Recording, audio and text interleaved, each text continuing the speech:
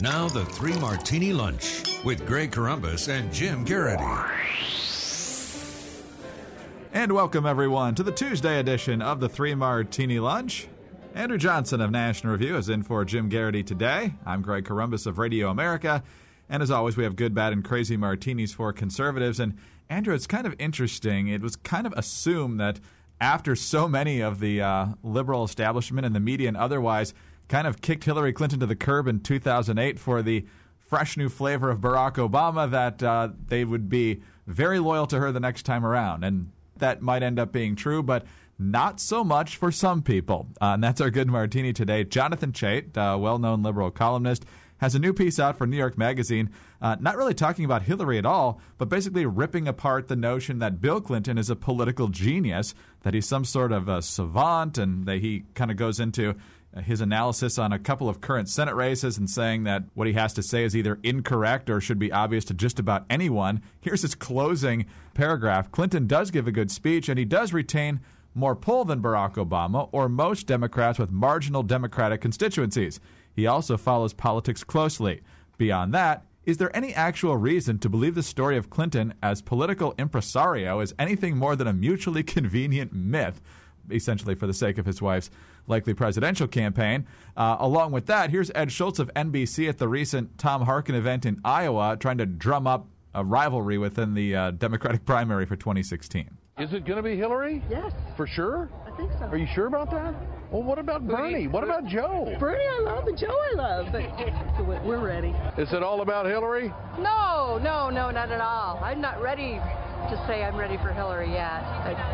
Don't let anybody hear me say that. I love Bernie and Joe, the party does need them to move Hillary a little more to the left. Not offended by Hillary, but Sure. Not totally set that she's the only answer either. Okay, so there's Bernie Sanders, there's Joe Biden. Absolutely. I wish we had more talk from Bernie. More Bernie and more Hillary to the left. That's who showed up for the Tom Harkin event in Iowa. But, Andrew, very interesting that these people who suddenly turned on Hillary Clinton in 2008, 6 years later, they have not turned back. Or, like, they turned back, but now they're bored of her again. Just 'cause of But it is interesting to see. She kind of had that, well, it wasn't kind of, she had that flawed book tour this past summer. And in a lot of ways, people saw, they were kind of building up this steak fry with Tom Harkin as, oh, she's going back to Iowa, she's going to be on her game now. And apparently, even the attendees that are there to see her aren't all that thrilled to see Hillary as well. And it's interesting also with the Jonathan Chait article sort of even attacking Bill Clinton, because if there was anyone I thought in sort of the Democratic Party that I just didn't think people would ever turn on, I thought it'd be Bill Clinton. He's just so highly revered, but it's not a total groundswell, but the wave that isn't breaking for Hillary is now also somehow making Democrats turn on the Secretary of Explaining Stuff, on everyone's favorite guy in 2012, Bill Clinton. So that's all very interesting to see. Yes. Now, to go along with that, obviously polls of the Democratic presidential race in 2016 are very early, and it's basically all name recognition at this point, but Hillary is above 60% in ballot questions that include Joe Biden, Elizabeth Warren, Bernie Sanders, and anybody else you can throw in there, Martin O'Malley. So if anybody is going to make a serious run at her, they've got a long way to go, but that was the same way it was at this time 8 years ago. So I was actually saying this just yesterday. Yeah, I know it won't happen, but I would love for the Democrats to nominate Bernie Sanders and just see them try and sell him to the country to just see, and especially if he ran against, one of the younger GOP candidates that just sort of see that on the stage and see where Americans would gravitate, because I think a Bernie Sanders ticket would probably set the Democratic Party back. Is he like the far left version of Ron Paul was in the Republican primaries? Where that's actually a pretty good comparison. Maybe, yeah, where he kind of has this weird corner of the party that is very passionate. If you know who he is, you know what he stands for, you like him, you'll stand behind him no matter what. But you do not want to see him being the face of your party. And I just think it'd be hilarious to see, especially, if it was also at the expense of, the anointment that is Hillary Clinton. The last thing I was just noticing about the Jonathan Chait piece is, saying that Bill Clinton isn't as savvy as he's revered to be. Bill Clinton did not know the name of Bruce Braley yesterday at the event, so I think he called him Bruce Bailey. So maybe Chate's onto something. Maybe Bill isn't as slick as we think he is. Before we get too many emails, we are not equating Ron Paul and Bernie Sanders on competency or policy, other than the fact that they are further to the right and left, respectively, to most of the people who ran for president. Ron Paul would be... Disclaimer. Yes, it's important. Anyway, on to the bad martini now. And just when it looked like things were all great for Republicans to surge to the Senate majority, and it's still obviously possible that they could. In fact, the odds are still better than average that they will, but the odds are also getting closer and closer to 50-50. Nate Silver, we were happy to report a few weeks ago, had a 64% chance Republicans would take over the Senate. Now he's got that down to 55%, and it's largely because a couple of races are not continuing to trend the way that they had been. One of them is in North Carolina. The Republican Party there, Andrew, was so thrilled that they avoided the runoff. They got kind of the guy who was the safe candidate, the Speaker of the House there, Tom Tillis, and in some polls he had edged ahead of Kay Hagan, who is not particularly popular at all. But in 3 new polls, you now have Hagan ahead, and in one from an American Insight survey, which is a Republican-leaning firm, they've got Hagan up 10, 50-40.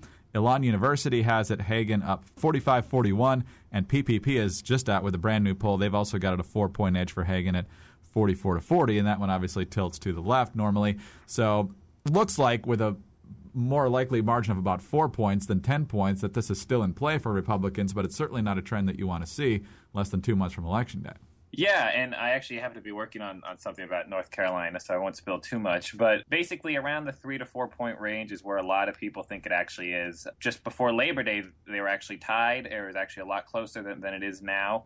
And it is troubling for Republicans. It seems like what the Hagan and her allies have done is just kind of go on this massive ad blitz in the last couple weeks that are just hitting Tillis and just swaying public opinion, at least for now. But North Carolina has kind of had its ups and downs as far as where Republicans thought they could put it. At one point, we thought it was surefire Hagan. You know, Hagan's the most vulnerable. She's gone.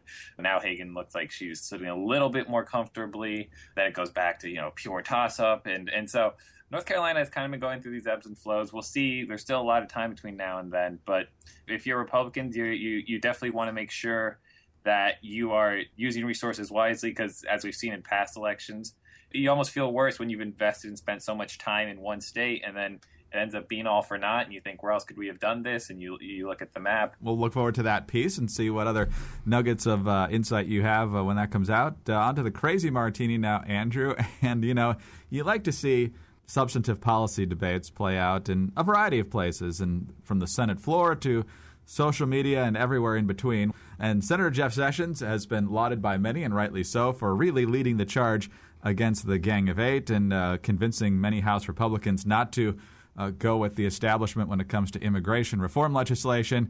And he was proved visionary in the minds of many when the border crisis erupted earlier this summer. But one of the key advocates on the other side of that debate is Mark Zuckerberg, the billionaire founder of Facebook. And on the Senate floor, as you point out in a post on the corner, Sessions has called out Zuckerberg for his activism and saying that billionaires, are trying to create all these flood of illegal workers into the country. And so Mark Andreessen, who is on the Facebook board of directors, has decided to go after Sessions on Twitter, calling him an odious hack and responding to a bunch of random other people's criticisms of Jeff Sessions. So clearly the tone of the debate deteriorated quite quickly. So what do you make of the fact that we now have a social media war between Jeff Sessions and Zuckerberg and his lieutenants? Yeah, well, first off, I like that a Facebook board of directors member went to Twitter to share his outrage. I don't know what that's telling of, but I found that interesting. But, he's definitely getting under their skin as far as addressing the STEM visas and whatnot. And if anything, I think it sort of lays credence to what the argument that Sessions has been making. He's been arguing that, again, the Zuckerbergs and the Gates have been pushing this all at the expense of American workers because they can get these workers from other countries for much cheaper. And he clearly got under their skin. They call it, like you said, they call him an odious hack. At one point, Andreessen says he thinks that Sessions might be clinically insane, and even he spells doom for the Republican Party, that this stance will, forever mean they'll never win a national election again. So I don't know if Sessions was specifically looking, to irk them individually rather than call attention to it, but he definitely got their attention, and we'll see where it goes. It's almost like a Facebook comment section. The way that some of the language goes, or just comment sections on any other website. You have a substantive policy argument stated in the article, and within two comments, there's a Nazi and an odious hack, and it only devolves from there. Exactly. There's I haven't seen any emojis yet. No sad emojis, but so far, yeah, there's still time. That's right. Even the founders of these sites are not immune to the name calling when it comes to actually using them. Andrew, always great to have you with us. We'll talk to you soon. Take it easy. Thanks. Andrew Johnson of National Review, in for Jim Garrity today. Jim will be back on Wednesday. I'm Greg Corombos of Radio America. Thanks for being with us today, and tune in on Wednesday for the next 3 Martini Lunch.